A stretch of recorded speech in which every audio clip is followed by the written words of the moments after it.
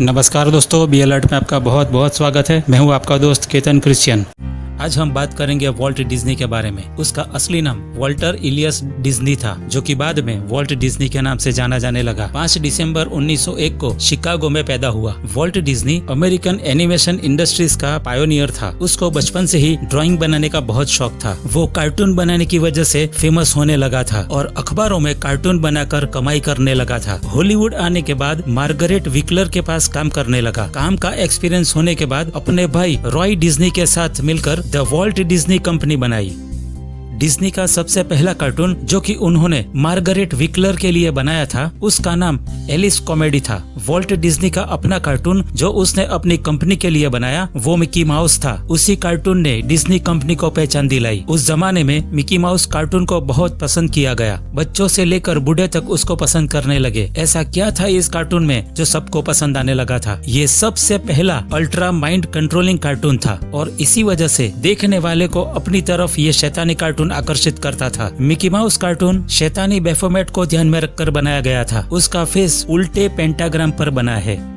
Disney के हर एक cartoon में आपको शीशा, हुक्का जरूर देखने को मिलेगा, क्योंकि वॉल्ट डिज्नी एक शैतानी जादूगर था। इसीलिए वो अपने कार्टून में शीशे का इस्तेमाल दिखाया करता था। इसी शीशे से जादूगर शैतानी आत्माओं को बुलाते हैं। वॉल्ट डिज्नी इन्हीं खूबसूरत से दिखने वाले कार्टून से मासूम बच्चों के दिलो दिमाग में शैतानी जादूगरी डालना चाहता है। एक्सपर्ट्स का मानना है कि डिज्नी हॉलीवुड का डार्क प्रिंस है, यानी ये हॉलीवुड का शैतानी शहंशाह है। ये सबसे पहला कार्टूनिस्ट है जिसने कार्टून के जरिए शैतानियत और जादूगरी को सजा धजा कर टीवी पर इंट्रोड्यूस करवाया। इसके हर एक कार्टून में शैतानी सिंबल और सब्लिमिनल मैसेजेस देखने को मिलेंगे। वॉल्ट डिज्नी के खुद के सिग्नेचर में 666 साफ दिखाई देता है। वॉल्ट डिज्नी एक 33 डिग्री फ्रीमेसन था, जो कि ऑर्डर ऑफ इंटरनेशनल डीमोले के कार्ड पर देखा जा सकता है। डीमोले फ्रीमेसन का पहला लेवल है जिसमें 12 से 21 साल के लड़के होते हैं। तो डिज्नी शुरू से ही फ्रीमेसन से जुड़ा हुआ था। इस कार्ड के जरिए फ्रीमेसन ने डिज्नी को बच्चों को मोटिवेट करने के लिए डीमोले ग्रुप में इन्वाइट किया था। डिज्नी 33 डिग्री ग्रैंड मास्टर था।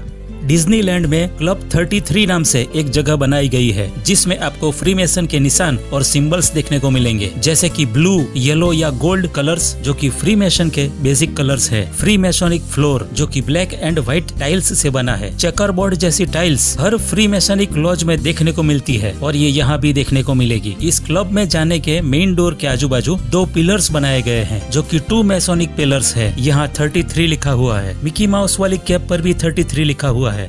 वॉल्ट डिज्नी की मौत 15 दिसंबर 1966 में हुई थी। इसकी डेड बॉडी को दफनाने से पहले जलाया गया था और उसकी राख को दफनाया गया था। वॉल्ट डिज्नी क्रिश्चियन फैमिली से बिलोंग करता था, तो उसकी लाश को क्यों पहले जलाया गया और फिर उसको दफनाया गया? उसकी राख को forest lawn memorial park California में दफनाया गया है। वॉल्ट डिज्नी की मौत के बाद उसकी लाश के साथ ऐसा इसलिए किया गया क्योंकि वो एक शैतान का पुजारी था। वो एक शैतानिस्ट था। वो जादूगरी करता था और सभी लोग जो जादूगरी और फ्री मेशनरी में इन्वॉल्व होते हैं उनको जलाकर उनकी राख को दफनाया जाता है, क्योंकि उनको लगता है कि ये लोग फिनिक्स की तरह एक दिन राख में से दोबारा जिंदा हो जाएंगे। इसीलिए एल्बर्ट पाई की किताब मॉरल्स एंड डॉगमा पर जो बर्ड बना हुआ है उसे फिनिक्स कहा जाता है। शैतान का मंदिर बनाने वाले एंटोन लिवे को भी जलाने के बाद दफनाया गया था। ल्यूसीफर को खुदा मानने वाले और 33 फ्रीमेसन एलिस्टर क्रॉली को भी जलाकर उसकी राख को दफनाया गया था। वॉल्ट डिज्नी के कार्टून्स में फ्री मैसोनिक सिंबल्स और सीक्रेट सोसाइटीज के सिंबल्स देखने को मिलते हैं। वो शैतानियत को प्रमोट करने वाले कार्टून्स बनाता रहता था। उसका सीक्रेट सोसाइटीज के साथ कनेक्शन था।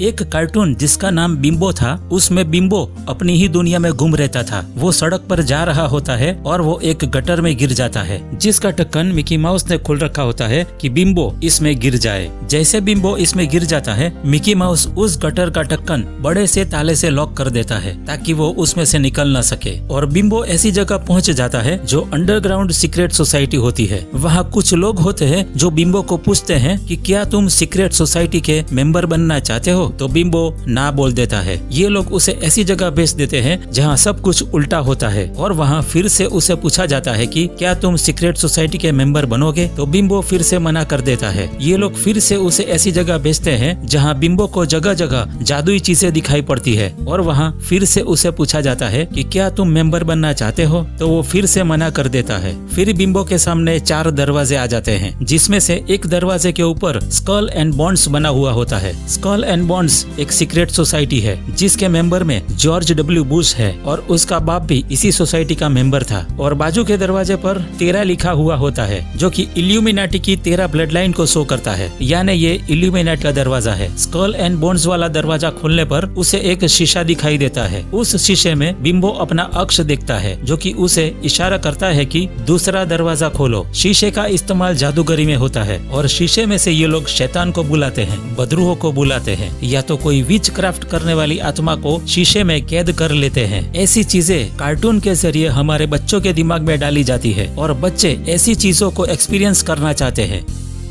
1937 में डिज्नी ने snow white animated film release की थी। उसमें भी वो चुड़ैल शीशे का इस्तेमाल करके बदरूहों को बुलाती है। वो कहती है magic mirror on the wall, यानी जादू का शीशा जो दीवार पर है, और शीशे में एक जीन या बदरू नजर आती है जो इसके सवालों का जवाब देती है। हमारे बच्चे जादूगरी को अच्छी चीज समझते हैं, जबकि बाइबल में रेवेलेशन 21 और 8 में लिखा है कि जादूगर आसमान की बादशाहत में हरगिज दाखिल न होंगे। बच्चे मैजिशियन बनना चाहते हैं, जादूगरी करना चाहते हैं। यही माइंड प्रोग्रामिंग ये शैतान के पुजारी करते हैं और हमारे बच्चे और हम इनकी जाल में फंस जाते हैं और हमको पता भी नहीं चलता।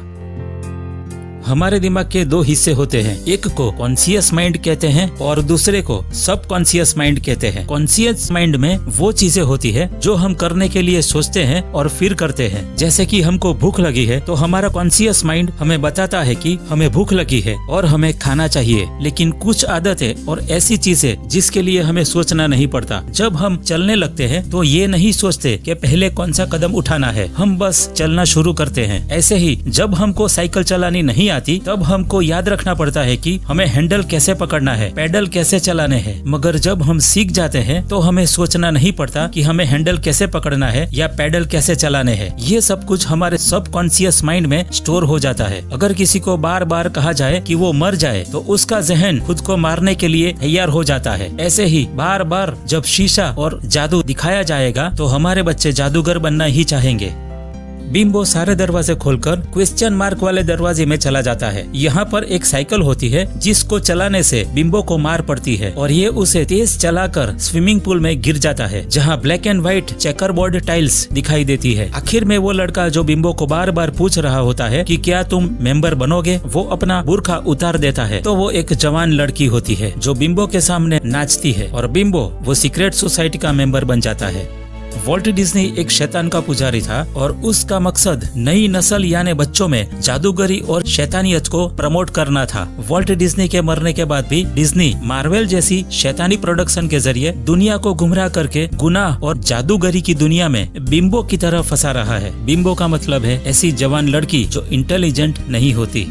तो दोस्तों ये तो थी वॉल्ट डिज्नी की हकीकत कि कैसे ये शैतान का पुजारी हमारे बच्चों को शैतानियत की तरफ आसानी से घसीट रहा है। अगर आपको मेरा ये वीडियो अच्छा लगा है तो इसे लाइक कीजिए, इसे शेयर कीजिए और अभी तक आपने इस चैनल को सब्सक्राइब नहीं किया तो प्लीज अभी इसे सब्सक्राइब करें। और मैं अब आपको मिलूंगा अगली वीडियो में, तब तक के लिए प्रेज द लॉर्ड।